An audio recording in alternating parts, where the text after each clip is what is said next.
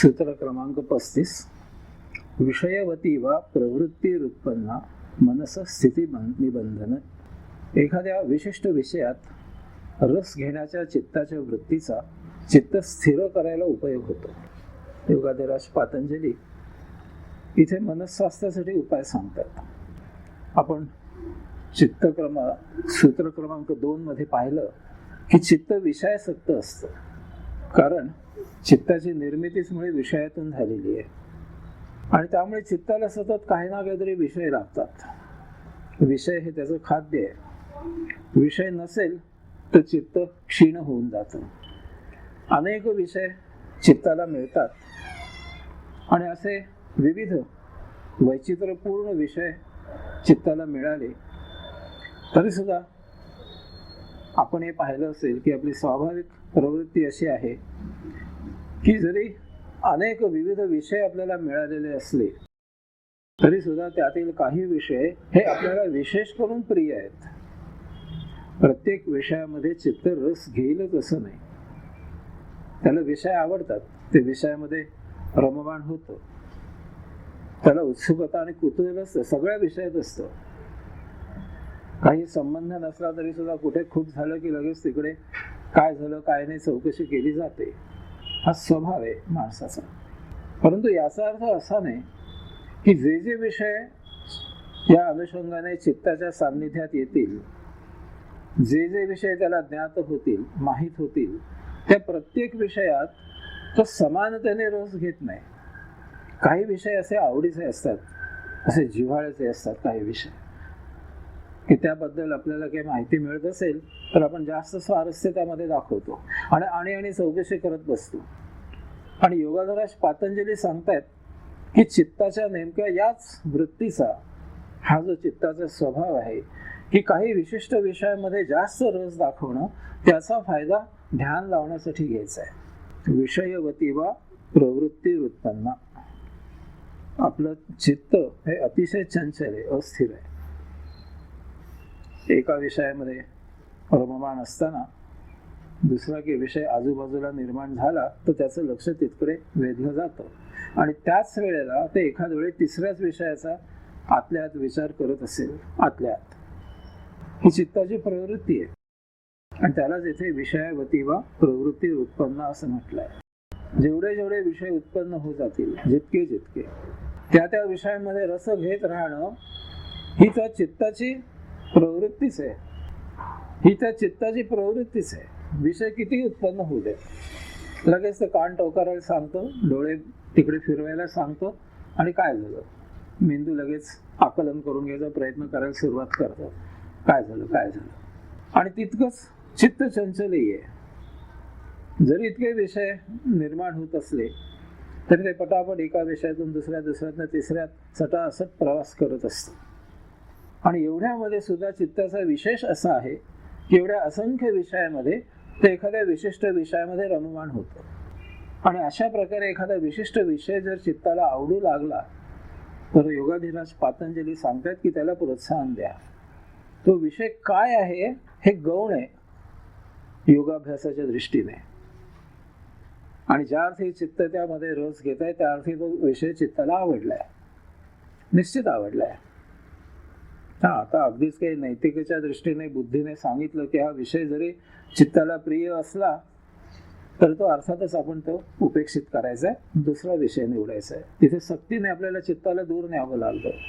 कारण चित्त जरी त्या विषयात रममाण होत असलं तरी आपल्या बौद्धिक जी काही आपल्याला दिलेली नैसर्गिक देणगी, आपले जे संस्कार आहेत ते आपल्याला सांगतं की हा विषय काही योग्य नाही.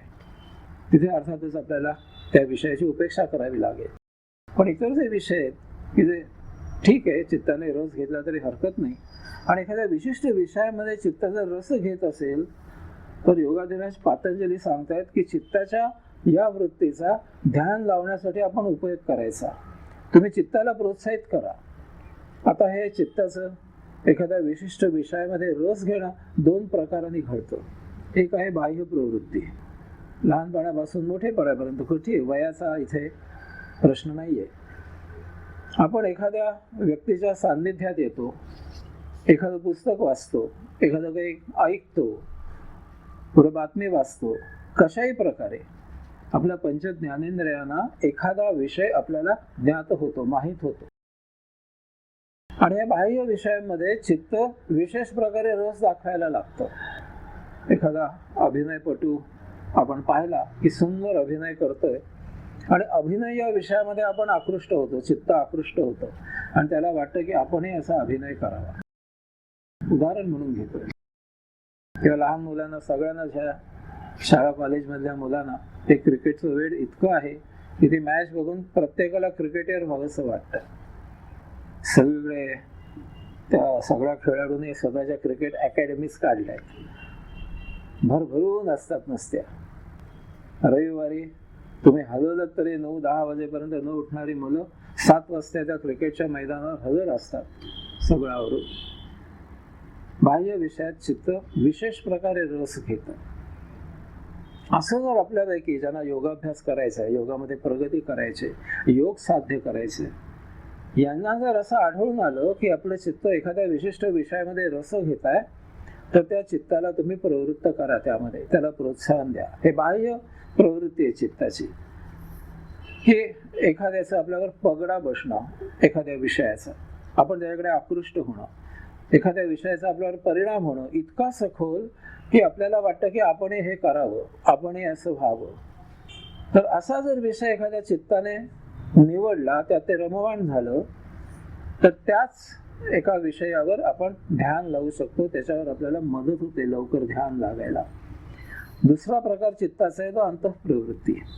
इथे कोणाचाही पगडा नाहीये, कसलाही प्रभाव नाहीये आपल्यावर. कुठेही आपण काही पाहिलं, ऐकलं किंवा पंच ज्ञानेंद्रियांनी ज्ञान दिलं म्हणून एखाद्या विषयात आपण रममाण झालोय, एखादा विषय आपल्याला आवडू लागलाय, असं नाही घडलेलं. ही आहे अंतःप्रेरणा. आतून कदाचित गतसंस्कार असतील, कदाचित कुठेतरी केव्हा तरी खूप काही वर्षांपूर्वी सुद्धा काहीतरी कुठेतरी एखादा विषय ऐकलेला असेल, त्याचे संस्कार असतील. कधी आई वडिलांनी लहानपणी सांगितलेले संस्कार असतील की जिकडे आपण दुर्लक्ष केलेले आहे मोठेपणीपर्यंत, आणि आता ते कुठेतरी आत हालचाल झाले. पण हे बाहेर काहीतरी पाहिलं, आकर्षण आलं, त्यामुळे निर्माण झालेले विषय नसतात, अंतःप्रवृत्तीकडून आतून आलेले विषय असतात की आता आपल्याला हे करायचं, आपण बाहेर जे काय करतो ते आता पुरे झालं, बास झालं, खूप झालं, आता आपण वेगळं काहीतरी करूया. आणि अर्थातच चित्त म्हणतं की आता काहीतरी चांगलं करूया, म्हणजे बाहेर करत होतं वाईट होतं अशातला भाग नाही, पण आता ते पुरे झालं, आता काहीतरी वेगळं करू.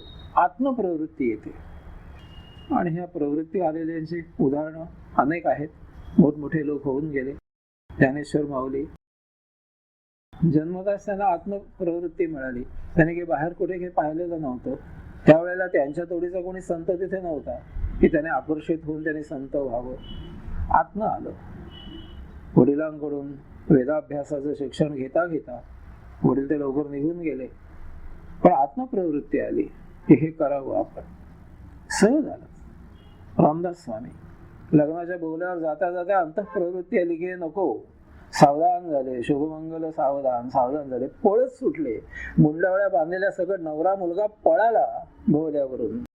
अंतःप्रवृत्ती उत्स्फूर्तपणे. कुठून काय हे संस्कार सांगता येत नाही. बाहेर काही त्याने पाहिलं नाही, सगळं उलट समारंभ, लग्न समारंभ सगळे जमलायत. आणि लग्न काही त्याने पहिल्यांदाच पाहिलं का आयुष्यात? अनेक लग्न पाहिले असतील नातेवाईकांची, तसंच त्यांचं एक लग्न. पण आत्म सावधान सावधान म्हटल्यावर सावधान झाले भटजी बॉम्बकडनं आणि पळत सुटले बोहल्यावरून. अंतःप्रवृत्ती फार मोठे आपल्या सगळ्यांवर, महाराष्ट्रावर आणि हिंदुस्थानवर उपकार करून गेले. अनेक उदाहरणं आहेत तशी. अलीकडची राजकीय उदाहरणं घेतलीत तर शिवाजी महाराज, आत्मप्रवृत्ती आली की नाही, मला नाही पाहिजे, हे मोगलांचं राज्य नाही पाहिजे आपल्याला. हा काळ अतिशय प्रतिकूल होता, असे काही विचार यायला. खांडोळीच उडाली असती कळलं असतं कोणाला तर. पण अतिशय शांतपणे, गुप्तपणे सगळी व्यवस्था करून मग त्याने तोरणा घेतला. ही अंतःप्रवृत्ती. लोकमान्य टिळकांच्या बाबतीत तेच अंतःप्रवृत्ती. उद्वेग आला बाहेरच्या गोष्टींचा आणि मन म्हणाला आता पुरे बाहेर काय चाललंय ते.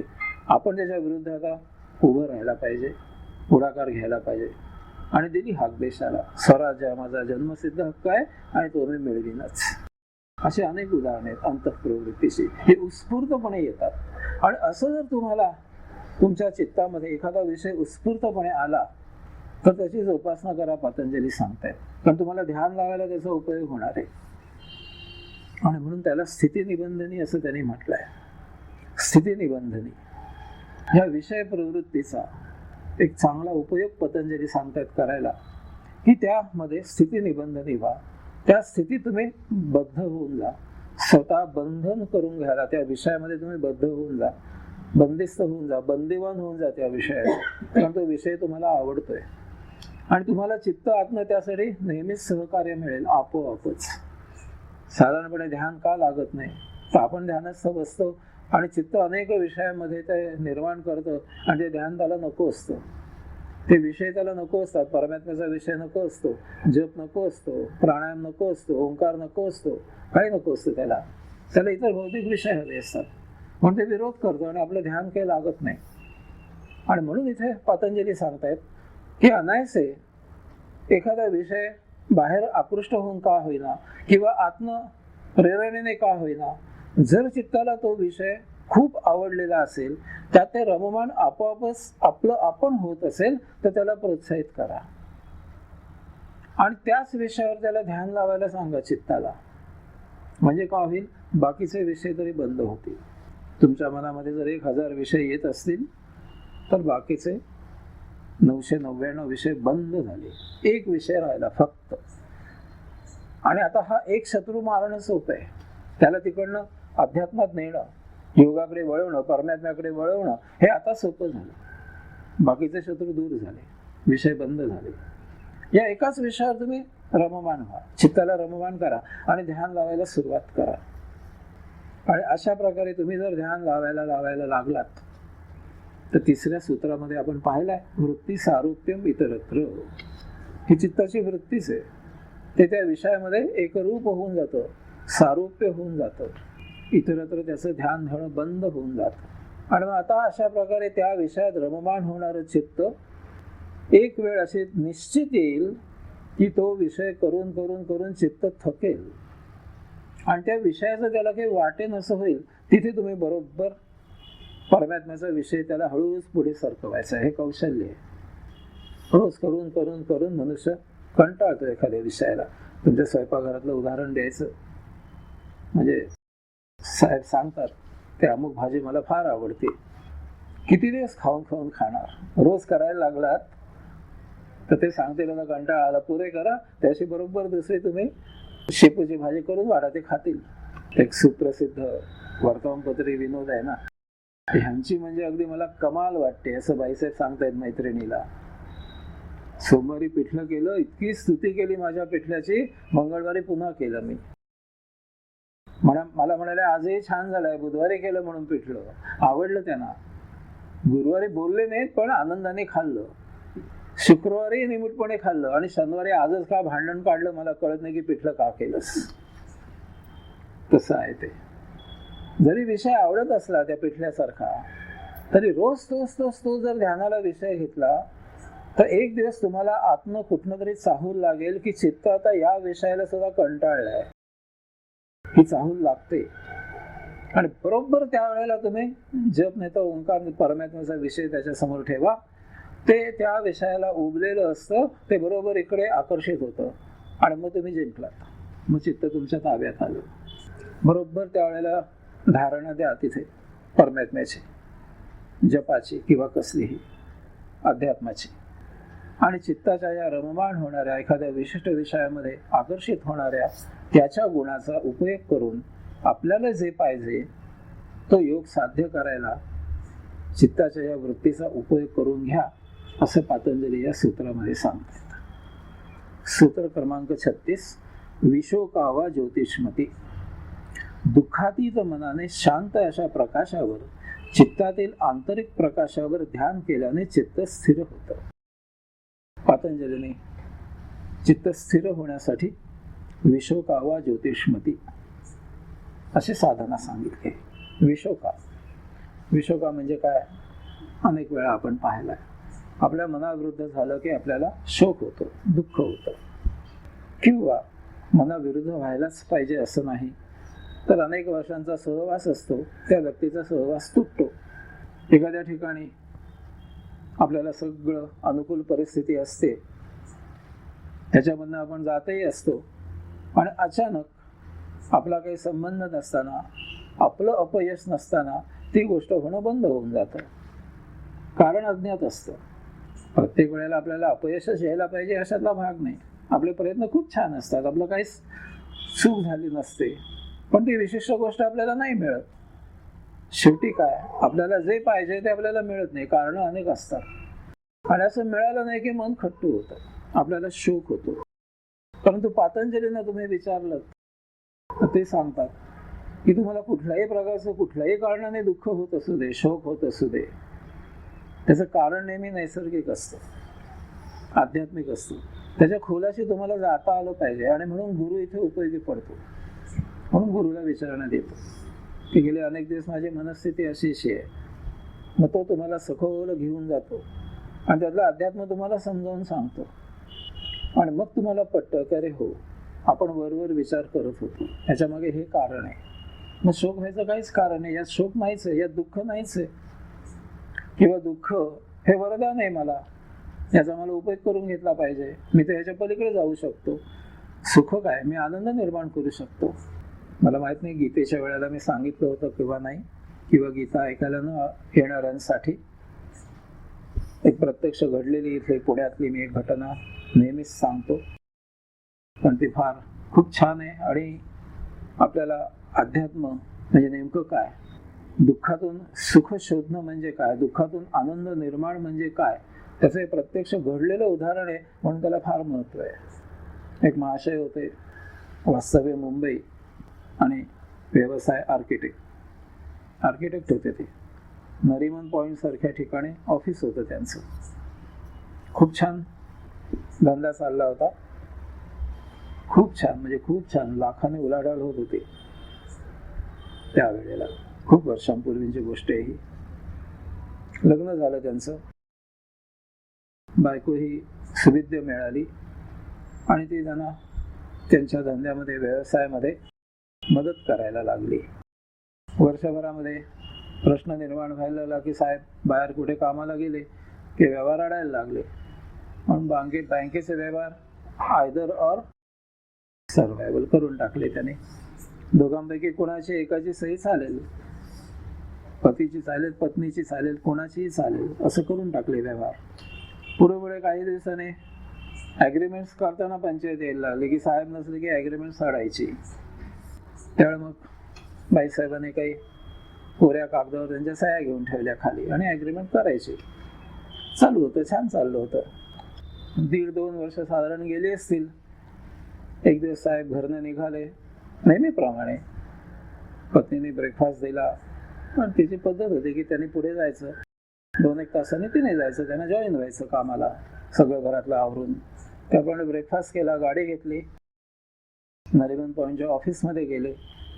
त्या ऑफिसवर बाहेर वकिलाची नोटीस लावलेली होती की हे ऑफिस आजपासून सौ अमुक अमुक यांच्या मालकीचं आहे, इतर कुणी यामध्ये प्रवेश करू नये. काही शंका असेल तर या वकिलांना भेटा किंवा फोन करा. ते चक्रावले, हा काय प्रकार आहे, कारण सौ म्हणजे त्यांच्या बायकोचंच नाव होतं, आणि त्यांना स्वतःला आज मज्जा, कारण ते कुलूप बिलूप सगळं बदललेलं होतं. चक्करले. अरे त्यावेळेला काय मोबाईल नव्हते, खाली आले बिचारे, समोरून कुठनं तरी फोन केला वकिलांना. वकील म्हणाले खरं आहे, ते जास्त बोलले नाहीत, फोन ठेवला, घरी गेले. तर फ्लॅटवर बाहेर लगेच नोटीस लावलेली होती की हा फ्लॅट अमुक अमुक सौ यांच्या मालकीचा आहे, इतर कोणी आत प्रवेश करू नये, कायदेशीर इलाज केला जाईल, शंका असल्यास अमुक अमुक वकिलांना संपर्क साधावा. मग ते संपर्क न साधता ते वकिलाच्या घरी गेले तिथे ऑफिसमध्ये. तर त्याने सांगितलं की काय नाही, बायकोने संपूर्ण संपत्ती तुमचीच कागदपत्र संमतीने त्यांच्या नावावर करून घेतली, ते कागदपत्र खाली तुमच्या सह्या आहेत, आणि बँकेचे अकाउंट अर्थातच झिरो झालेले होते, सगळे बाईसाहेबांनी पैसे काढून आपल्या एकटीच्या नावाने ठेवून घेतलेले होते, आणि त्या गायब झाल्या होत्या. बहुधा माहेरी निघून गेल्या असतील, कुठे गेल्या असतील, कळायला मार्ग नाही, कारण ह्यांनी कधीच शोध केला नाही त्यांचा. आता करायचं काय? स्वतःजवळ काय होतं? कपडे, टाय सगळं व्यवस्थित, ऑफिसला जायचे, पाकिटात पैसे किती असे असून असणार? फार तर 2-2.5 हजार रुपये. या पलीकडे काय? गाडी होती. बसले, शांतपणे विचार केला. पण आत्मप्रवृत्ती कशी आली की आपण काहीही करायचं नाही. ज्या व्यक्तीवर आपण विश्वास ठेवला त्या व्यक्तीने एका रात्रीमध्ये आपल्यावर अशी जर कार्यवाही केली असेल तर आपण समजा त्याच्यामध्ये काही कार्यवाही केली, त्या बाईनं काही सुरुवात केली, तर एक तर आपल्याकडे आता घर नाही, काही नाही. दुसरी गोष्ट आहे, सगळं करून मी पुढे काय करेन? पुन्हा मी अशा दुसऱ्या व्यक्तीवर विश्वास ठेवला तर पुन्हा हीच आपल्यावर परिस्थिती निर्माण होणार आहे आपल्यावर. अशा प्रकारे विचार करता करता त्यांनी ती गाडी विकून टाकली मुंबईला. जशी गेली तशी. ते कागदपत्र गाडीमध्ये ठेवलेले होते, नशिबाने सगळं होतं त्यांच्याकडे. ते ही गाडी त्यांनी विकली, समोर आले त्या किमतीला विकली. आले नाही म्हटलं तरी जवळ 4-5 लाख रुपये तयार झाले, निर्माण झाले. आणि हे सगळं करून त्या रात्री शांतपणे मनुष्य कुठेतरी झोपले, ते म्हणजे हॉटेलमध्ये. आणि सकाळी उठले तर त्यांच्या असं लक्षात आलं की आपल्याला बोलताच येत नाही, दातखिळी बसली आपली, बोलताच येत नाहीये. रात्रभर विचार करून सांगायचा मुद्दा असा, हा मनुष्य हॉटेल सोडलं तिथनं त्याने, समोर त्या व्हीटीवर आला, त्यावेळेचं ते व्हीटी, आणि समोर दिसेल त्या ट्रेनमध्ये जाऊन बसला आणि संपूर्ण जिकडे हिंडायचं. टीसीने पकडलं की तिकीट काढायचं. असं पण बोलता येत नव्हतं.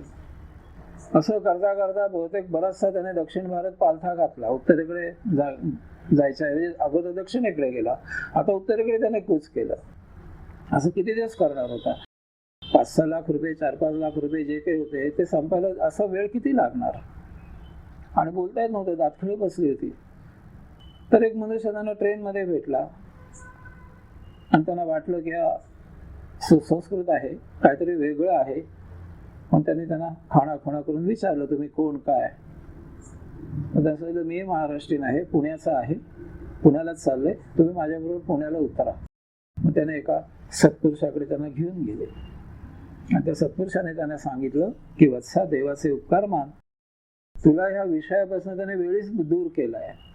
संसार आणि पैसा दोन्हीपासून तुला दूर केलाय आणि तुला जर पटलं तर आध्यात्मिक मार्गाला लाग. तो म्हणाला, प्रयत्न करायला काय हरकत आहे, नाहीतरी सगळं गेलंच आहे. काय उरले होते पैसे त्याने तिथे ठेवले एका बँकेमध्ये, मग त्यांना मदत केली सगळ्यांनी. आणि सांगायचा मुद्दा असा आहे की तो जो मठ होता त्याची पुढे इतकी भरभराट झाली, मग तिथे काय 2-4 बिल्डिंग बांधल्या. त्याचे हे आर्किटेक्ट आणि मग हुशारच होते, काही प्रश्नच होता, बोलता येत नव्हते, पण सगळं त्याने सगळ्या बिल्डिंग्स इथे पुण्यामध्ये उभारल्यात. आणि ते असं सांगतात की मी कदाचित आयुष्यामध्ये भरपूर सुखी झालो असतो, पण मला कणभरी आनंद मिळाला नसता. आज माझ्याकडे अपार आनंद आहे, मी पूर्ण आनंदात आहे. माणूस दुःखातून आनंदात कसा जाऊ शकतो किंवा प्रत्यक्ष गेला याचं उदाहरण म्हणून मी हे सांगतोय. अनेक वेळेला आपल्यावर असे अनेक प्रसंग येतात, त्यातनं बाहेर कसं पडायचं त्यावेळेला कळत नाही. अनेक प्रसंग येतात, दुःखद असतात प्रसंग. त्याच्या सखोल आपण जर आत गेलो, मुळाशी गेलो, तर यामागे नैसर्गिक काहीतरी कारण असतं, अध्यात्म असतं. आणि ते जर आपण शोधलं तर त्या दुःखाचं आनंदात रूपांतर होऊ शकतं. निदान आपलं दुःख तरी नष्ट होतं. खूप वेळेला आपल्या घरी आपल्यापेक्षा लहान असलेल्या व्यक्तीचा मृत्यू होतो आपल्या कुटुंबामध्ये. स्वाभाविक मनामध्ये हळहळ वाटते, आपल्यापेक्षा वयाने लहान असलेलं, आणि या दुःखातनं बाहेर पडणं शक्य नसतं. अनेक वेळेला घरी एखादा वृद्ध अंथरुणाला खिळलेला असतो वर्षानुवर्ष, आणि घरामध्ये अर्थातच दुःखाची छाया पसरलेली असते. अशा वेळेला योगगुरूला भेटावं, त्याचं सखोल कारण विचारावं, आध्यात्मिक त्याच्यामधलं काय कारण असेल ते शोधून काढावं. तुम्ही नक्की त्या दुःखातनं बाहेर पडाल आणि एवढं कळेल की हे दुःख नाहीच आहे. आणि हे कळालं की आनंदाचं द्वार तुम्हाला उघडलं जाईल. विशोका, दुःखामधलं नैसर्गिक आध्यात्मिक कारण समजावून घ्या, असं पतंजलींना सांगायचं. तुम्ही त्याच शोकाचं धारणा करून त्यातनं तुम्ही बाहेर पडाल, आनंद नक्की शोधाल तुम्ही. सुखदुःखाचा इथे प्रश्न नाहीये, त्याच्या पलीकडे निघून जायचं आहे. आणि मग अशा प्रकारे तुम्ही जर विशोका झालात शोकरहित झालात, शोकापासून दूर झालेले असाल, दुःख म्हणजे काय हे एकदा कळल्यावर दुःखातीत झालेले असाल, की तुम्हाला साधना साहित्यती म्हणजे ज्योतिषमती. आणि दुःख हे नेहमी अंधकार असतं ना, आपण म्हणतो अंधकार आला माझ्या जीवनामध्ये, का तर दुःखच दुःख दुःख आहे. आणि म्हणून ते साधना जसे सांगितले की सर्वप्रथम म्हणजे काळोखात बसायला शिका, ज्योतिषमती काळोखात बसायला शिका. काळोखावर ध्यान लावणं म्हणजे काय हे मी स्वानुभवाने तुम्हाला खूप चांगलं सांगू शकतो. मी त्या आफ्रिकेच्या जंगलामध्ये सगळे प्रयोग केलाय आणि परम आनंद घेतलेला आहे सगळ्याचा. किर्र काळोख, की कुठे चुकून सुद्धा काही प्रकाशाची शक्यता नाहीये. तुम्ही खोलीमध्ये निर्माण करू शकता हा काळोख रात्री. अर्थात एकट्याने बसायची संधी मिळाली तर शोधून काढा संधी. किर्र काळोख, काळोखात बसायला शिकायचं आणि काळोखावर ध्यान लावायचं. आणि असं ध्यान लावायला येण्यासाठी साधना काय करायची तर सूर्याचंच जे अतिशय छोटं रूप म्हणजे समयी, निरंजन, पणती, मेणबत्ती किंवा आता विजेचा छोटासा निऑनचा बल्ब, निऑनचा म्हणतोय मी मुद्दाम, आणि मला स्वतःला विचारलं ते वरती समयी, निरंजन, पणती, मेणबत्ती वगैरे ह्या प्रकार आहेत ना, ते मी करून पाहिलायत. त्याचा प्रात्यक्षिक आपल्याला थोडासा त्रास होतो, कारण नाही म्हटलं तरी ज्योत पेटती ठेवण्यासाठी त्याला प्राणवायूचा पुरवठा लागतो आणि त्यामुळे ती ज्योत हलत असते आणि आपण त्याच्यावर लक्ष केंद्रित केलं की आपल्या नजरेला त्रास होतो. पूर्वी ठीक आहे, त्यांनी सांगितलं यात चूक नाहीये, पण त्यावेळेला विजेचा शोध लागलेला नव्हता. प्रकाशाचं छोटं रूप म्हणजे हेच, आणि ते काळोखामध्ये ठेवण्यासारखं असायला पाहिजे. पूर्ण काळोख करायचा, मग अर्थातच आज एखादी पणती किंवा समई लावायची छोटीशी, ती तेवढ ठेवायची आणि त्याच्यावर ध्यान लावा, ते सांगतायत. आता मी तुम्हाला आधुनिक काळामध्ये सांगतोय की हे चूक यात काही नाहीये, पण त्याने मला अनुभव आहे म्हणून सांगतो, स्वानुभव, की अशा प्रकारची ज्योत नाही म्हटलं तरी थोडी हलते आणि त्याच्यावर तुम्ही कॉन्सन्ट्रेशन केलं की आपल्या डोळ्याला त्रास होतो. आणि म्हणून आता तुम्ही निऑनचा बल्ब लावा, छोटा इलेक्ट्रिकवरचा. आता याच्यामध्ये तोटा असा आहे की ही जी तुम्ही पणती किंवा समय किंवा मेणबत्ती जी लावली असेल छोटी, ती थोड्या वेळाने हळूहळू विझते आणि त्याच्यावर ध्यान लावलेलं असलं की आपोआप काळोख होतो. ही त्याच्या मागची कल्पना आहे, ध्यान ही साधना सांगण्यामागे. ही पंक्तीमध्ये छोटं अगदी किंचित तेल ठेवा, वात लावा आणि ते तेल संपेपर्यंत थोडा वेळ ती पंक्ती तेवत राहील. त्याच्यावर लक्ष केंद्रित करा, ज्योतिषमती, त्याच्यावर लक्ष केंद्रित करा, एकाग्र व्हा. थोड्या वेळाने अर्थातच ती पंक्ती विसरून जाणार आहे, मालवली जाणार आहे आपोआप. तुम्हाला हलावं लागणार नाहीये. पाहता पाहता पंक्ती विजत येईल, ती विजली की काळोख होईल. तुम्ही डोळे मिटा आणि काळोखावर ध्यान लावा. त्या छोट्या प्रकाशामधून काळोखात जाणं फार सोपं आहे, जडातनं सूक्ष्मात गेल्यासारखं. म्हणून ती सांगितलेली आहे. निऑन बल्ब मी जो सांगतोय त्याचा तोटा एवढाच आहे की तो बंद करायला उठावं लागतं, त्याने ध्यान विचलित होतं. म्हणून मग मी थोडा वेगळा केलेलं होतं की ते इथे आपल्याकडे आता अजून फॅशन आले नाही, पण फॉरेनला सगळे बटणे ही 1.5 फुटावर असतात. 1.5 फुटाच्या वरती कुठेही स्विच नाही, कुठल्याही दिवाचा. सगळे स्विचेस हे 1.5 फुटावर असतात. कुठेही वरती तुम्हाला स्विच फॉरेनमध्ये सापडणार नाही, वायरिंगच केलेला आढळणार नाही.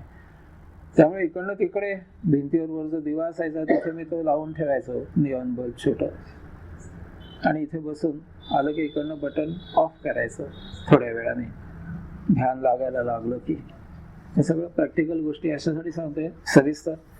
ते अडचणी येतील, ते येऊ नयेत शक्यतो, जर तुम्ही हा प्रयोग करायचं ठरवलं तर. अशा प्रकारे सुविधा निर्माण करून घेऊन मग एक साधना करावी लागते. त्याचा व्यत्यय येतो, कारण उठायचं, परत वरचं बटन बंद करायचं, येऊन बसायचं. नाईलाज असेल तर तसं करायचं, पण थोडं त्याच्यामध्ये नाही म्हटलं तरी विचलितपणा येतो. असं जर तुम्ही ध्यान लावायला शिकलात तर हळूहळू तुम्ही प्रकाशातून काळोखात जाल, काळोखात ध्यान लावाल आणि पुढे द्वंद्वाच्या नियमाप्रमाणे तुम्ही प्रकाशातनं काळोखात गेलेले असल्यामुळे अशावर ध्यान लावलं की काळोखातनं त्या दिव्य प्रकाशामध्ये जाणं फार सोपं जातं, फार सोपं जातं. सूत्र क्रमांक 37. वीतराग विषयम वा चित्तम. भावना, विषय जिंकलेल्या चित्तावर ध्यान केल्याने चित्त स्थिर होतं.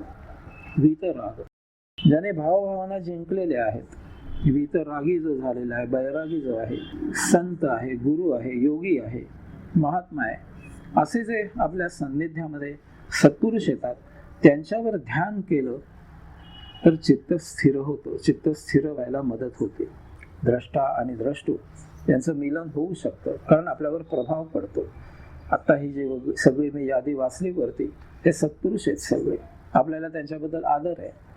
अशा व्यक्तीवर जर तुम्ही ध्यान लावलं, सत्संग त्याचा केला, तर अशा व्यक्तीचा आपल्यावर प्रभाव पडू शकतो किंवा प्रभाव होतो. श्रद्धेमुळे असेल, कशाहीमुळे असेल, की आपल्याला असं वाटतं की या व्यक्तीसारखं आपण असावं. किती छान आहे यांचं आयुष्य, अध्यात्म अगोदरच आहेत, आपल्याला अध्यात्म यांच्याप्रमाणे साध्य व्हायला पाहिजे.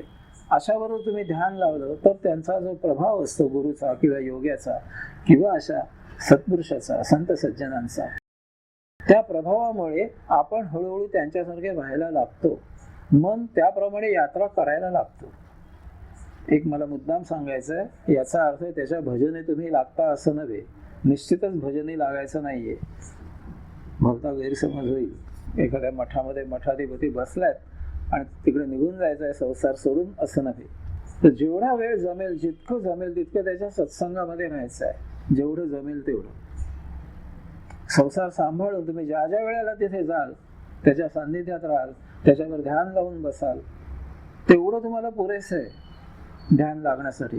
पण मन त्याप्रमाणे यात्रा करायला लागतो अध्यात्माची. बाकी व्यवहार तुमचे चालू राहतील, मी अगदी निश्चित सांगतो तुम्हाला, बाकी व्यवहार तुमचे निश्चित चालू राहतील, संसार चालू राहील.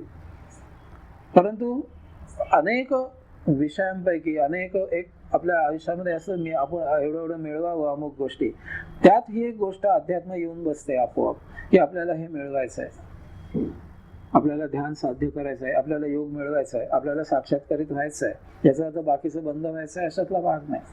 मग त्या सत्पुरुषाच्या माध्यमातनं आपली त्या अध्यात्माकडे यात्रा सुरू होते आपोआप. आणि कसं घडतं हे खूप छान घडतं, हे मुद्दामून घडवावं लागत नाही. तुम्ही श्रद्धेने जर एखाद्या ठिकाणी सत्पुरुषाच्या सत्संगामध्ये असाल, जात असाल, तर हळूहळू तुमचं मन तिकडे आकृष्ट झालेलंच असतं. म्हणून तर तुम्ही जाता ना तिथे सगळं सोडून, नाही तर कशाला जाल. अशा सत्पुरुषाचा सहवास जरी तुम्हाला लाभला ठराविक काही वेळ, तरी सुद्धा तुमचं मन तिकडे यात्रा करायला लागतं आणि याच्यामध्ये तुम्ही प्रगती करू शकता. नेटाने त्याच्या सत्संगामध्ये तुम्ही जितके जसजसे राहायला लागाल, तस तसं तुम्हाला ती मार्ग सापडतो अध्यात्माचा. ती यात्रा घडून येते आपोआप, तुम्हाला काही कष्ट करावे लागत नाही. अनेक साधनांमध्ये तुम्हाला धारणेवर मुद्दाम ध्यान लावावं लागतं, मुद्दाम बसावं लागतं, मनाची समजूत काढून चित्त स्थिर करावं लागतं. पण इथे कसं आहे, इथे तुमची श्रद्धा आहे त्या सद्गुरूवर, त्या गुरुवर, योग्यावर, संत सज्जनांवर एक श्रद्धा आहे तुमच्या त्या सत्पुरुषावर. त्यामुळे आपोआपच मन तिथे रममाण व्हायला राजी होतं. जसं मागच्या सूत्रामध्ये म्हटलं की अनेक विषय असले तर त्यातला एखादा विषय जर मनाला आवडला तर ध्यानाला त्याचा उपयोग होतो. तसं इथे आहे. अगोदरच श्रद्धा असल्यामुळे सत्पुरुषावर मन तिथे एकचित्त आपोआप होतं आणि त्या सत्पुरुषाचा प्रभाव पडल्यामुळे आपली यात्रा आपोआप अध्यात्माकडे व्हायला लागते. आणि ज्या काही अडचणी येतात त्या स्वाभाविकच तो सत्पुरुष आपल्याला सांगतो, हे असं नाही, असं असं आहे. आपोआपच सहवास घडत जातो. सगळ्या अडचणी आपोआप निस्तरायला सुरुवात होते, दूर व्हायला सुरुवात होते. सगळ्याची उत्तरं तो देत असतो आणि त्याप्रमाणे आपण आपला जो मार्ग यात्रा जे करत आहोत त्याच्यामध्ये बदल करत जातो आणि शेवटी आपण आपोआप योगाला जाऊन पोहोचतो, आपोआप साक्षात्कारित होतो. सूर्याचं उदाहरण नेहमीच दिलं जातं यासाठी की सूर्य उगवतो बस, बाकी तो काही करत नाही. तर तुम्हाला येऊन सांगत नाही की चला उठा, मी आलोय, कामाला लागा, प्रकाश दिलाय तुम्हाला. तो मुळीच सांगत नाही. त्याची उगवायची वेळ झाली की तुमचं तुम्ही आपोआप उठता, जर ते भान असेल तर. आणि आपोआप यात्रा सुरू होते तुमची दिवसभराची. सूर्य सांगायला येत नाही. तसं गुरुच आहे. गुरुच्या सान्निध्यामध्ये गुरु तुम्हाला सांगायची गरजच नाहीये. त्याचं व्यक्तिमत्वच असं काही आहे, त्याच्यामध्ये असं काही गुण आहेत, त्याचं असं काही आचरण आहे की त्याने तुम्ही प्रभावित झालेलेच असता. तुमचं चित्त तिकडे आपोआपच प्रभावित झालेलं आहे, रममाण झालेलं आहे. फक्त तुम्ही त्याला आता प्रोत्साहन द्यायचं आहे की हा अध्यात्म आपल्याला करायचं आहे, चांगली गोष्ट आहे, सुरू ठेव. ती धारणा आपोआप त्याच्या पचनी पडते आणि तुमची यात्रा अध्यात्माकडे सुरू होते. मग त्या त्याच गुरुच्या मार्गदर्शनाने तुम्ही त्याला विचारू शकता, असं असं होत आहे, एवढे मी करते, आणि काय करू, आणि काय करू. तो आपोआप तुमच्या प्रश्नांची उत्तरं देतो आणि त्याच्या प्रभावाखाली तुमची यात्रा साक्षात्काराकडे आपोआप सुरू राहते. फक्त त्यात सातत्य ठेवणं, गुरुचा सत्संग सतत करणं, ह्या गोष्टी तुमच्याकडे फक्त असायला पाहिजेत. तीच तेवढी साधन आहे. बाकी सगळं आपोआप घडतं असं पतंजलींना सांगायचं आहे. आणि त्याच गुरुप्रमाणे तो आपोआप वितरागी होतो, साक्षात्कारित होतो. सूत्र क्रमांक 38. स्वप्न निद्रा ध्यानालंबनम वा. स्वप्न निद्रा यामुळे प्राप्त झालेल्या ज्ञानाने चित्त स्थिर होतं. वास्तविक पाहता 10व्या सूत्रामध्ये योगाधिराज पतंजलीने निद्रा ही चित्ताची वृत्ती म्हणून सांगितले आणि ती निरोध करायला सांगितले. आणि इथे ते वेगळं काहीतरी बोलतायत असं वाटायचा संभव आहे, शक्यता आहे. परंतु ही जी निद्रा, ही जी वृत्ती सांगितली चित्ताची, ती अवेळी, अस्थळी, नको त्या ठिकाणी, नको त्या वेळी चित्ताला येणारी निद्रा अपेक्षित आहे. तिथे आपण चांगलं कामाला बसायचं आणि जांभया देत देत काम करायचं आणि नको वाटायचं काम, मग तितकं काम ते होत नाही अर्थातच. अशी अनाठाई, अवेळी ही जी निद्रा येते ती निरोध करायची. किंवा ध्यानाला बसल्यावर निद्रा यायला लागते, झापड यायला लागते डोळ्यावर, कारण सगळं शांत होतं, एकचित्त होतं, रात्री झोपायच्यासारखी स्थिती निर्माण होते. बसल्या बसल्या ध्यानाच्या ऐवजी डुलक्या यायला लागतात. अशी ही चित्ताची जी वृत्ती आहे निद्रा, ती निरोध करायला सांगितलेली आहे पतंजलीने. परंतु शरीराला आवश्यक असलेली, उपयुक्त असलेली, विश्रांती म्हणून घ्यायची असलेली निद्रा जी आहे ती निरोध करायची नाहीये. ती मुळीच निरोध करायची नाहीये. तर अशी जी निद्रा आहे त्याचा ध्यान लावण्यासाठी, साक्षात्कार होण्यासाठी उपयोग करून घ्यायचा आहे. आणि यासाठी साधना जी आहे ती म्हणजे तुम्ही जागृत अवस्थेत जागृत राहायला शिकायचं आहे. वाक्य थोडं विचित्र आहे. तुम्ही जागृत अवस्थेत जागृत राहून व्यवहार करायला शिकायचं आहे. कारण नेहमी तुम्ही जागेपणी जे व्यवहार करता ते शारीरिक दृष्ट्या जागे असतात, मानसिक दृष्ट्या झोपलेले असतात. झोपेत व्यवहार होत असतात आणि मग जीभ चावली जाते, कचकणार असं कसं मी केलं. जागे आपण झोपेत व्यवहार होतो. किंवा काही वेळेला असे एक रुटीन लागलेलं असतं, अंगवळणी पडलेलं असतं की तुम्ही ते करताय हेच तुम्हाला माहित नसतं. म्हणजे तुम्ही काय स्वयंपाक करता, भाजी फोडणीला टाकली, भाजी करणं हे काय प्रत्येक वेळेला मेंदूचा उपयोग करून तुम्ही करत नाही. स्टिरिओ झालेलं असतं, मेकॅनिकली तुम्ही करता. हे टाकलं, तेल टाकलं, फोडणी केली, भाजी टाकली, शिजवली, वाफ काढली, झालं. तिखट मीठ घातलं, संपलं. बाहेर येते भाजी, कळत पण नाही तुम्हाला, अंगवळणी पडून जातात. ती सुद्धा एक प्रकारची जागृत अवस्था नसते. तुम्ही जागे आहात पण सजग राहून कृती करत नाही. आणि म्हणून माझ्या योग साधना या पुस्तकामध्ये मी विपश्यना दिली, पूर्णपणे वेगळी, तुम्हाला कुठल्याही पुस्तकात वाचायला मिळणार नाही अशी विपश्यना दिलेली आहे. ही विपश्यना ही जर साधना तुम्ही केली तर तुम्ही झोपेचा उपयोग ध्यान लागण्यासाठी करू शकाल. म्हणजे विपश्यना ती काय आहे, तर तुम्ही जेव्हा जागे असता, दिवसभर जेव्हा काम करत असता, तेव्हा सजग राहून प्रत्येक कृतीची संवेदना तुम्हाला येऊन थोडा वेळ तुम्हाला काम करायचं. मी तिथे 1 तास सांगितलंय करायला, रोज बदलता तास करा, की त्या तासामध्ये तुम्ही जे जे कराल त्या प्रत्येक कृतीची संवेदना तुम्हाला असेल. कुठे तुम्ही यांत्रिक काम नाही करणार. मग तुम्ही रोजची भाजी करत जर असाल आणि त्यावेळेला विपश्यने जे वेळ असेल ते मी रोटेट करायला सांगितले वेळ, ते वाचा तुम्ही पुस्तकामध्ये, त्या दिलेलं आहे सविस्तरपणे.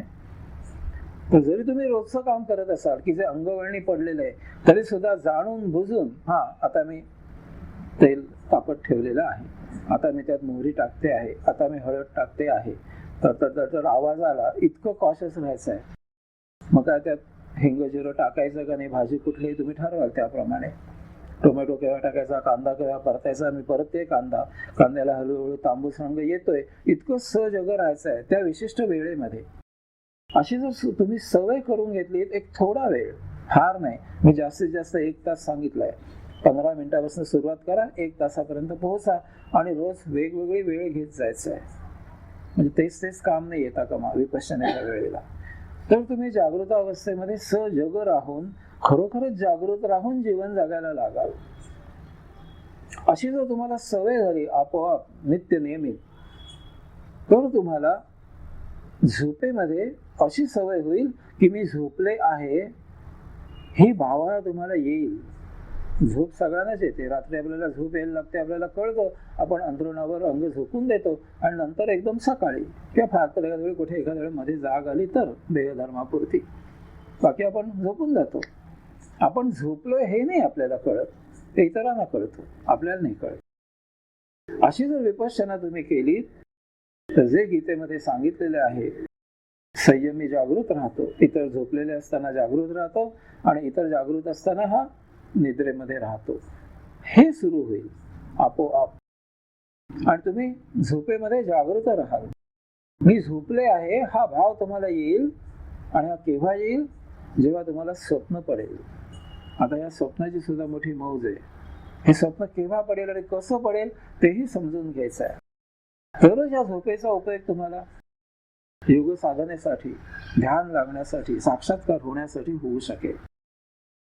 दिवसभरामध्ये एखादी तुम्हाला समस्या निर्माण झालेली आहे, त्याच्यावर तुम्ही विचार करताय, डोकं अगदी फुटायची वेळ आली, पण तुम्हाला त्याच्यावर उत्तर काही सापडत नाही त्या समस्येचं.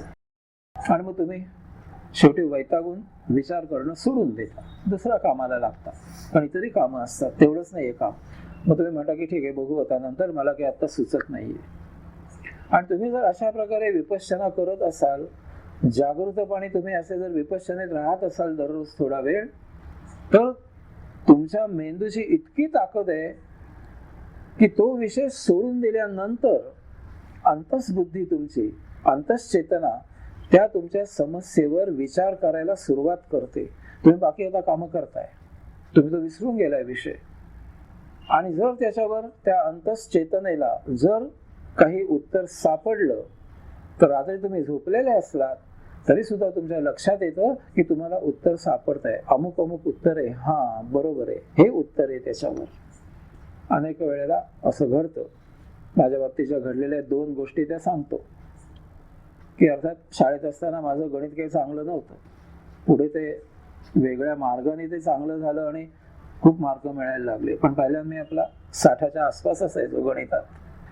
आणि मग वडिलांनी एका योग्य गुरुच्या ताब्यात मला दिलं 10वीला असताना, 9वी पासून. आणि मग मला गणितामध्ये 90च्या वर मार्क मिळायला लागले. अगदी मला 97 मार्क मिळाले SSC ला गणितामध्ये. नंतर सुधारलं सगळं. पण केव्हा सुधारलं? जेव्हा असं घडलं, त्या गुरुच्या सान्निध्यामुळे. फार मोठे गुरु होऊन गेले, काका केळकर म्हणून त्यांचं नाव आहे.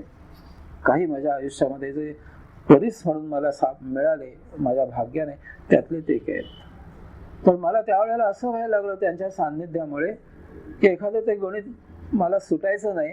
तर तो गुरु इतके चांगले होते, ते मला लगेच त्याच्यापुढे उत्तर सोडून नाही दाखवायचे, रेडी सोल्युशन नाही द्यायचे मला. ते म्हणायचं काय झालं, हे नाही मिळत आहे का, त्याचे थिअरम्स तुला माहिती आहेत का? आहेत माहिती. मग बघू आपण, उद्या बघू. त्यांच्या सहवासाने उद्या बघू याचा अर्थ माझ्या मेंदूमध्ये ते सुरू राहायचं. अर्थात सकाळी शिकवणीची वेळ असायची, दिवसभर शाळा व्हायची, संध्याकाळी इतर विषयांचा अभ्यास व्हायचा. आणि रात्री झोपेमध्ये मला ते गणित सुटायचं. सकाळी उठलं की मला त्याचं माहिती असायचं काय करायचं. मी पटकन करून वहीवर नेऊन त्यांना सांगायचं मला आलं. मग ते हसायचे, केव्हा आलं रे? मग त्यांना सांगितलं मला स्वप्नात सापडलं ते. इतर मुलं हसायची त्यावेळेला की काय चेष्टा करते, पण ते हसायचे नसते, त्यांना माहित होता हा प्रकार. तसं दुसरं माझ्या बाबतीत प्रत्यक्ष घडलेली गोष्ट म्हणजे खूप बुद्धिबळ खेळायचं, खूप. म्हणजे मी युनिव्हर्सिटी पर्यंत खेळलोय कॉलेजला जाऊन. ते बुद्धिबळामध्ये एखादा डाव सुटायचा नाही अजिबात, आणि मला ते झोपेत डाव सुचायचे. आणि ह्याचा उपयोग मी पुढे ध्यानासाठी करू शकलो. पण ती एक प्रवृत्ती माझ्या चित्ताला लागून गेली होती की जागृत राहायचं, सतत जागृत अवस्थेत व्यवहार करायचे. आणि हे कुणालाही येण्यासारखं आहे. तुम्ही जर ती विपश्यना केली, विपश्यना जर तुम्ही अंगवळणी पडली तुमच्या, तर तुम्ही झोपलेले असताना जेव्हा स्वप्न पडतं, मग ते स्वप्न काही असू दे, तुम्हाला जाणवेल की मी स्वप्न पाहते आहे, मला स्वप्न दिसत आहे. आणि ते स्वप्न सगळं संपूर्ण संपलं की तुम्हाला जाग येईलच असं नाही. आली तरी सगळं संपल्यावर येईल. आणि तुम्ही आनंदात असाल त्यावेळेला मला असं असं स्वप्न पडलं, मला आठवलं, किंवा सकाळी उठल्यावर आठवेल. पण तुम्हाला हेही आठवेल की स्वप्न पडत असताना मी जागृत होते, मला माहीत होत होतं की मला स्वप्न पडतंय, हे मी स्वप्न पाहते आहे, हे तुम्हाला माहीत होईल. आणि याचा उपयोग काय होईल तर एखाद्या वेळेला अतिशय भीती वाटणारं स्वप्न जेव्हा पडतं तेव्हा एक तर मनुष्य जोरात ओरडतो, किंवा इतकी भीती वाटते की त्याची दातखिळी बसते, तो ओरडू शकत नाही. ओरडावं असं वाटतं पण ओरडू शकत नाही प्रत्यक्ष, किंवा ओरडतो.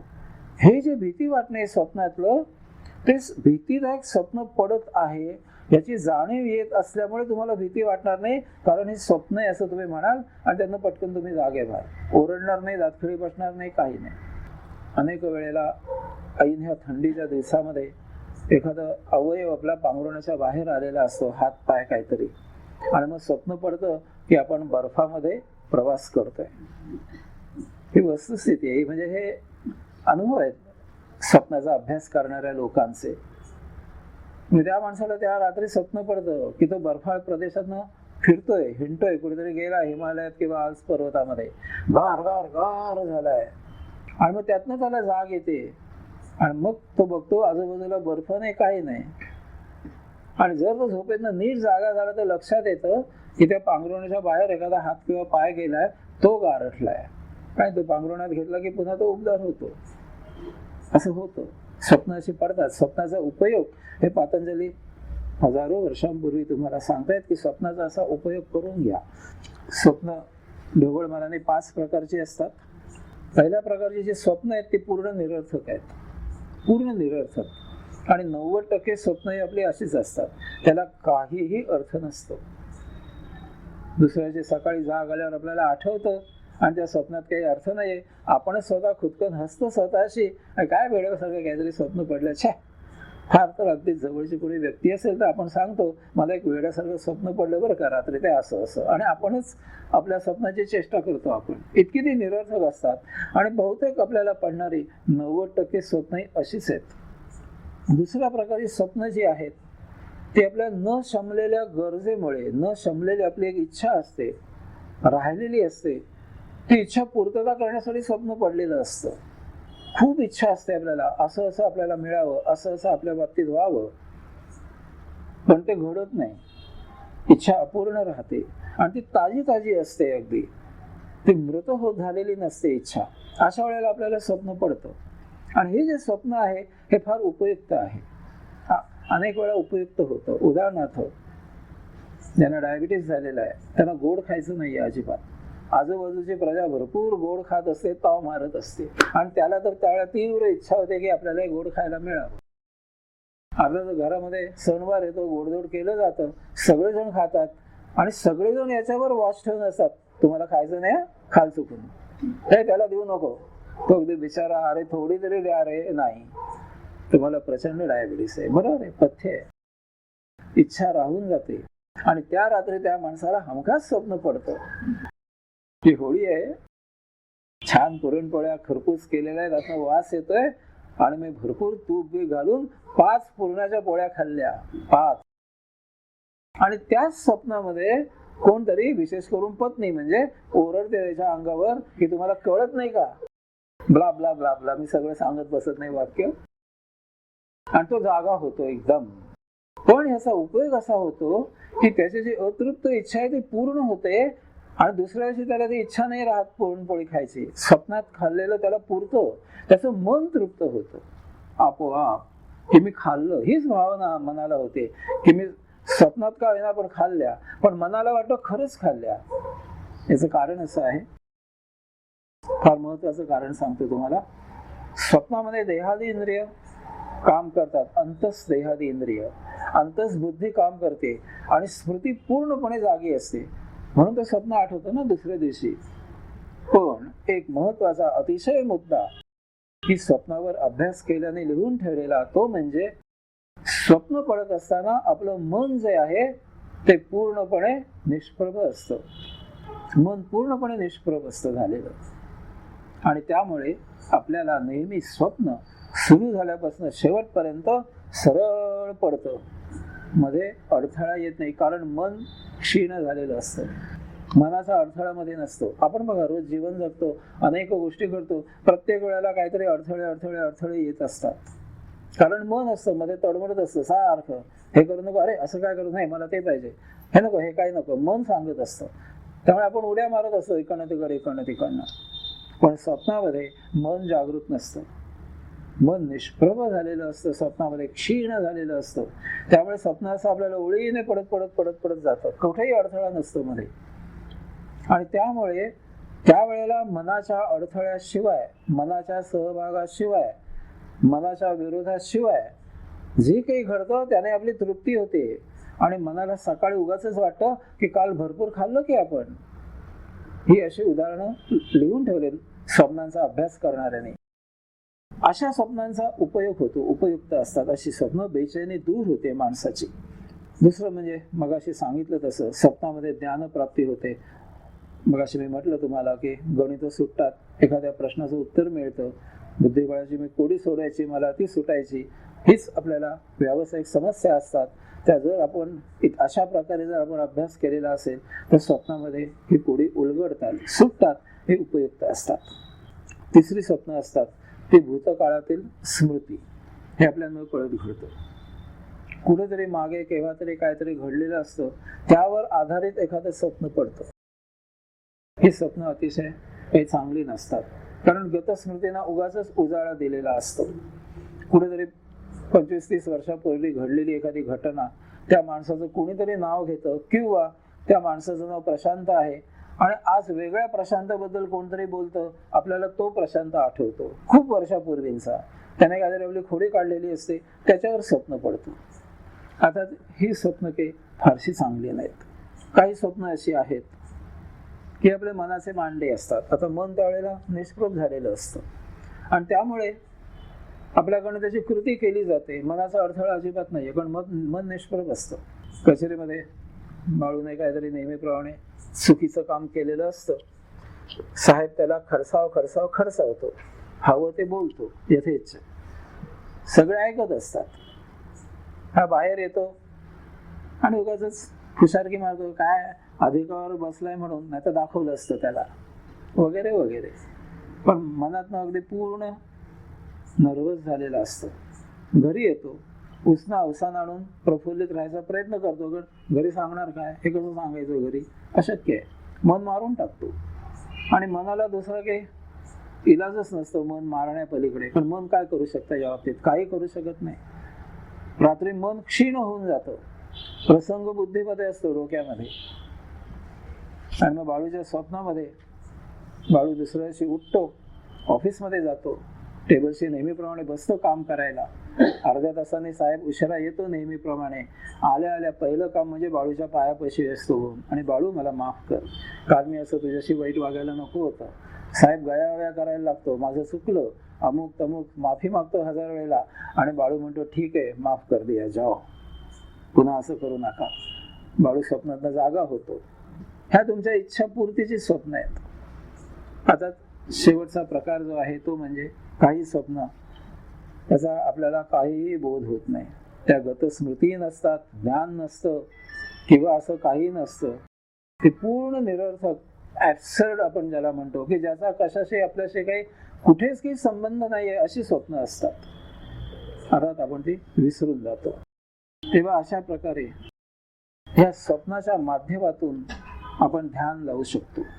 पण त्यासाठी जागृतपणे विपश्यना ही त्याच्यावर साधन आहे. ती जर आपण करत असलो तर ध्यानामध्ये स्वप्नाचा उपयोग करून घेण्यासाठी या विपश्यनेचा उपयोग होतो.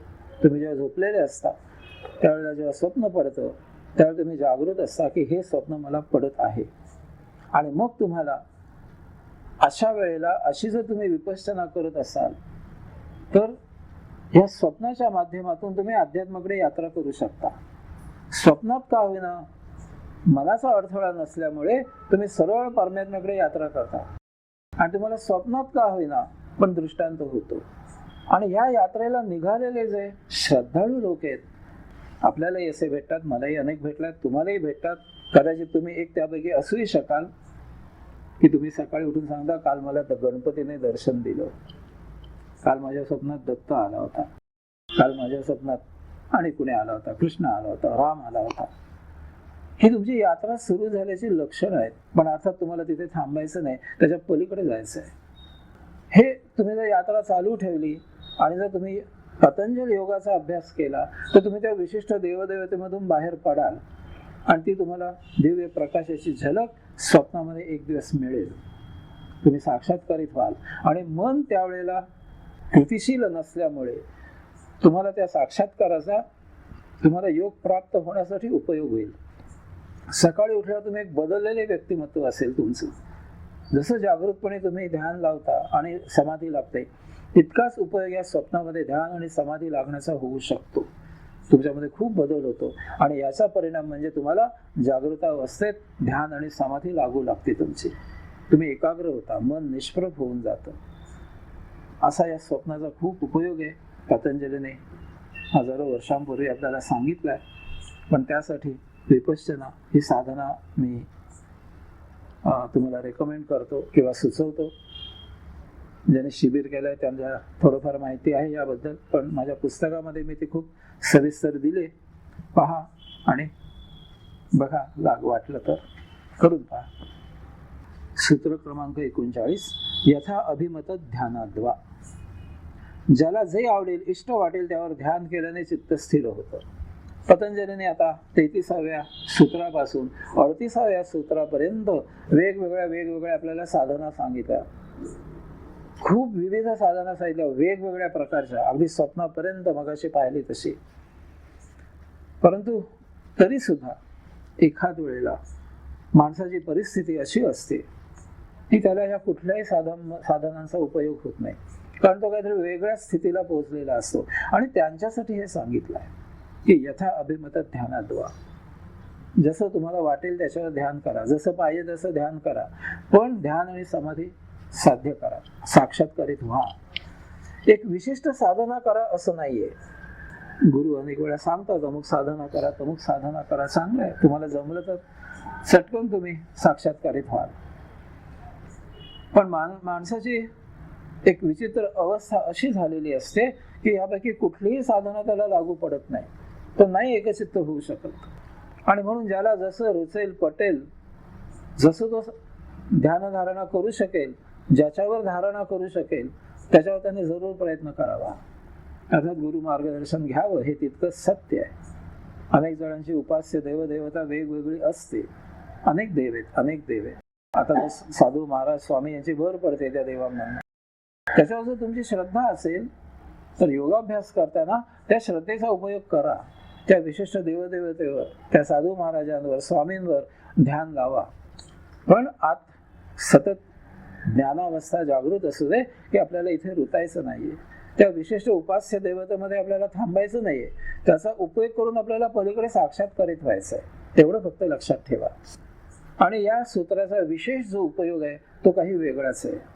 इथं साध्या गोष्टी मी तुम्हाला सांगितल्या की यथाशक्ती जसं वाटेल, ज्याला जसं पाहिजे तसं त्याने ध्यान कशावरही लावावं, पण ध्यानधारणा करावी.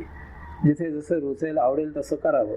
तुमची उपास्य देवता घेतली तरी चालेल, पण मनामध्ये लक्षात ठेवा की तिथे रुतायचं नाहीये. याचा उपयोग आहे तो पूर्णपणे उद्ध्वस्त झालेल्या लोकांसाठी, पूर्णपणे वेगळ्या वाईट मार्गाला गेलेल्या लोकांसाठी. आणि मी प्रत्यक्ष घडलेली, मी मार्गदर्शन करून उपयुक्त पडलेली, यश प्राप्त झालेली अशी एक गोष्ट तुम्हाला सांगेन, बाकी गोष्ट सांगेनच. आमचे एक साधक होते, त्यांना सिगरेटचं व्यसन होतं. बाकी छान सगळं, रोज योगासनं करायला यायचंय, प्राणायाम सगळं शिकलं, ते सगळं छान होतं, पण सिगरेट काही सुटत नव्हती आणि त्यामुळे ध्यान लागायचं नाही. ती तल्लफ आत असते, ते ध्यान नाही लावू देत. मग त्याने मला सांगितलं की मला सिगरेट सोडायचे मनापासून. म्हटलं मनापासून, नक्की नक्की. मग तुमची का सिगरेट सुटत नाहीये, काय करू म्हणा. एक ती विशिष्ट अवस्था आली, विशेष करून या सिगरेट ओढणाऱ्या लोकांना जेवण झालं की अगदी नाही थांबत, अशक्य. बाकी एखाद्या वेळे ठीक आहे, जेवण झालं की त्यांना ती तल्लफ येतेच. त्यामुळे त्यावेळेला तुम्ही थांबूच शकत नाही. बाकी एक वेळ ठीक आहे, इतर वेळेला थोडंफार इकडे तिकडे होऊ शकतं, पण मी सिगरेटची तल्लफ काही जात नाही. तेव्हा या सूत्राचा उपयोग मी त्यांना करायला सांगितला. पण खात्री एकच की त्यांना मनापासून 100% स्वतःला सिगरेट सोडायची आहे. मग त्यांना मी सांगितलं असं करा, सिगरेट पेटवायची आणि समोर उभी करून ठेवायची. ते मागे काय तर कापूस काय असतं त्या काय म्हणतात त्याला कुणाला माहिती, जाऊ दे कुणाला माहिती आहे. तर ती सिगरेट उभी करून ठेवायची आणि तुम्ही पद्मासन घालायचं आणि त्या पेटत्या सिगरेटीवर धारणा करायची तिची आणि त्याच्यावर लक्ष केंद्रित करायचं. त्याने काय होईल, तुम्हाला त्या तंबाखूच्या वासाची जी सवय आहे तो वास येत राहील, पण तुम्हाला ओढायची तर नाहीये. त्या वातावरणात तुम्ही राहाल, पण कसं कमळावर पडलेल्या पाण्यासारखं तुम्हाला चिकटणार नाहीये. वास येत राहील तिथे, लांब राहा त्याच्यापासून. आणि त्याचा उदबत्तीसारखा उपयोग करा. लोकांना सुगंध आवडतो म्हणून उदबत्त्या लावतात. त्या वासामध्ये मग बरं वाटतं, एक वातावरण तयार होतं देवाचं. धूप बीप लावतात, अनेक गोष्टी करतात. तसंच हे समजा की तुम्हाला या वासाची सवय आहे. आता आम्हाला ती घाण वाटते तंबाखूच्या वासाची, ते ठीक आहे, पण तो वास नसून तुमच्यासाठी तो वास आहे असं आपण गृहीत धरूया आणि लांब ठेवा सिगरेट आणि त्याच्यावर लक्ष केंद्रित करा. जसजशी ती जळत जळत येईल, त्याला थोडा वेळ लागेल, 10-12 मिनिटं ती सिगरेट टिकते, पेटत पेटत पेटत आपोआप ती विझणार आहे. जसजशी ती विझायला लागेल, डोळे मिटून घ्या, तुमचं ध्यान निश्चित लागेल. जवळजवळ 5-6 महिन्यांनी त्यांची सिगरेटची सवय सुटली. आज त्यांना त्याची आठवणही होत नाही. आवर्जून त्याने मला सांगितलं की मी त्यातनं पूर्ण बाहेर पडलो. आता मी पूर्वी सिगरेट ओढत होतो याच्यावरच माझा विश्वास नाही म्हणाले, आणि आता मला कीव येते इतर सिगरेट ओढणारे पाहिले की हे कसं ओढू शकतात, इतकी त्यांची सिगरेट सुटली. अशाच प्रकारे मद्य ज्यांना घ्यायची सवय आहे, ते तयार करायचा, समोर ठेवायचा ग्लास, त्याच्यावर लक्ष केंद्रित करायचं. हे तुम्हाला वाटतंय, पण त्या लोकांसाठी अतिशय उपयुक्त आहे. यथामती ध्यानात व्हा. त्यांना जसं बुद्धी चालेल, जसं वाटेल तसं ध्यान, त्याच्यावरच ध्यान लावायचं. कारण चित्त त्या विषयात रममाण होऊ शकतं, इतर विषय चित्ताला नकोय. संध्याकाळ झाली ते तिने संध्या 6-6:30 वाजले की चलबिचल होतात, ते दारू पाहिजे. त्याच वेळेला अशा लोकांनी एक तयार करून समोर ठेवावा ग्लासामध्ये, त्याच्यावर त्याची धारणा करावी. आता एका फार मोठ्या साधूने एका धनिक वळीक बाळाची काही 200-250 वर्षांपूर्वी सोडवणूक केली. त्याची प्रत्यक्ष हकीकत त्यांनी लिहून ठेवली, त्याबद्दल सांगतो. फार मोठे सत्पुरुष होते. त्यांच्याकडे एक धनदांडग्यांचं चिरंजीव पूर्ण वाया गेलेले, नको त्या वयामध्ये म्हणजे तारुण्यांमध्ये एका स्त्रीच्या नादी लागले आणि त्याच्यामध्ये इतके गळून गेले की दुसरा विषय नाही. मग त्याच्या वडिलांनी त्या सत्पुरुषाच्या पायावर त्याला त्याला समजावून दिलं आणि मग त्याला इथे पटलं की आपण करतोय ते चुकीचं करतोय. का तर त्या स्त्रीला अजून 25 मित्र होते, हा काही एकटाच नव्हता. मग तरी सुद्धा त्याला बाहेर येता येत नव्हतं, इतकं प्रेम बसलेलं. मग शेवटी त्या साधूने त्याला समजावून दिलं सगळं की तुझं एकतर्फी कसं आहे, तिला 25 मित्र आहेत, तू त्यातला एक आहेस, वगैरे वगैरे वगैरे. मग काय करायचं, तर म्हणाला आपण अध्यात्म सुरू करायचं, ध्यान लावायचं. तर त्याने असं सांगितलं की मी ध्यान लावायला बसलो की तिचा चेहरा माझ्या डोळ्यासमोर येतो. ते म्हणाले हरकत नाही, फार चांगली गोष्ट आहे. तिचा फोटो आहे म्हणाले, माझ्याकडे फोटो आहे. तर काढून घेतलेला फोटो होता पूर्वी, फोटोग्राफ आपल्यासारखा नव्हे, पेन्सिलीने कोणा ते चित्रकारांकडून काढून घेतलेला फोटो होता. ठेव म्हणाले समोर आणि त्याच्यावरच ध्यान लाव आणि तिचं काय नाव आहे त्या नावाने जप करायला सुरुवात कर. प्रत्यक्ष घडलेली गोष्ट सांगतोय मी तुम्हाला. एका मोठ्या सत्पुरुषाचे प्रत्यक्ष प्रयोग केलेला आहे त्याने हा. आणि त्याला त्याने करून घेतलं असं की त्याच स्त्रीचा फोटो समोर ठेवायला लावला, तिच्याच नावाचा त्याला जप करायला लावला आणि एक दिवस त्याचं मन विटलं या प्रकाराला आणि तो त्यातनं बाहेर आला पूर्णपणे. पुढे त्याचं लग्न झालं, संसार झाला, सगळं छान झालं. हे त्याने प्रत्यक्ष आठवण त्याची लिहून ठेवलेली आहे. तर हे सूत्र अशांसाठी आहे, पूर्ण उद्ध्वस्त झालेल्यांसाठी, की दुसरा काही मार्ग नाहीये.